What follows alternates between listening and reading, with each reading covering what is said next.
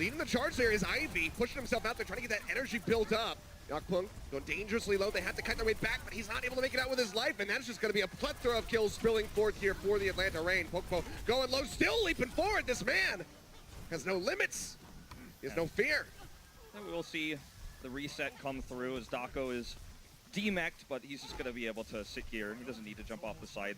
With the setup they have, he should easily be able to remech with the time he has as well, 50%. But really nicely done by the Reign. They've got extra mobility here for Pokpo. So there's a lot of ways they can do massive choke point damage as Defiant approaches this point. Look at the damage already done here as they come through. Yeah, I mean, Primal Rage going to be online, ready for him to pop, and at any given moment, he's going to go ahead, locks that one down. Pokpo going to be, or Yakpung rather, going to be taken out. Pokpo still going to be swinging away, looking for that kill on his Zenyatta, but the Zarya bubble comes through. Will help keep him alive for a little bit longer. The supports do get cleaned up. Dako into the back line.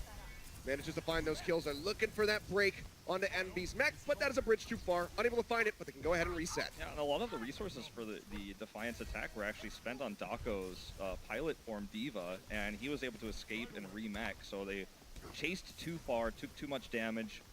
And, I mean, Aid may have to Transcendence here. He actually has done more damage than Dogman, so he has that at least.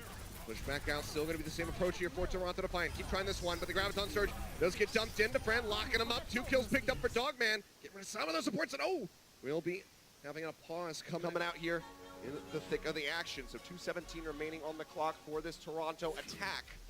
We'll go ahead and jump back into this game ASAP so we can see how things are going to unfold and whether or not they're going to be able to get this this cap coming through, or if it could be a full hold. Because right now, things don't look good with this similar approach that they keep trying on that high ground. Well, Yakpung is just coming with his squad instead of flanking, which I think is one of the things they could have tried to do, was to try to get back on to Dogman and harass him to pull everyone away. It's very risky, of course, because if you die in that process, then the push is over, right? Your attack is over.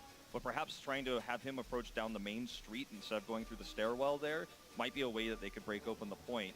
Because as it is right now, you know, he's kind of just going with the squad. He's getting caught there. Damage output for Aid's higher than Dogman, so he had the trance first, but instead of using it to come in and look for a pick, they tried to use the safer defensive trance against the Graviton Surge.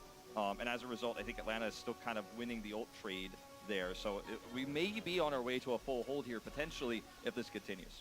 Yeah, 2 more minutes left to go, so still plenty of time for Toronto to get those resets and come back in. We'll go ahead and take a look at a replay. Dogman picking up that 2K in the back line. Discord orbs instantly there on Naroki. Get those headshots rolling through the Graviton Surge. Those kills give him a trance as well, which he's able to use right afterwards to counter Aid's preemptive trance. So, you know, I was talking about how he was losing in terms of the damage output leading up to that point, but he certainly redeemed himself in that moment. Take a look at Stellar here, trying to remain calm, cool and collected. Yakpung, in a very rough start.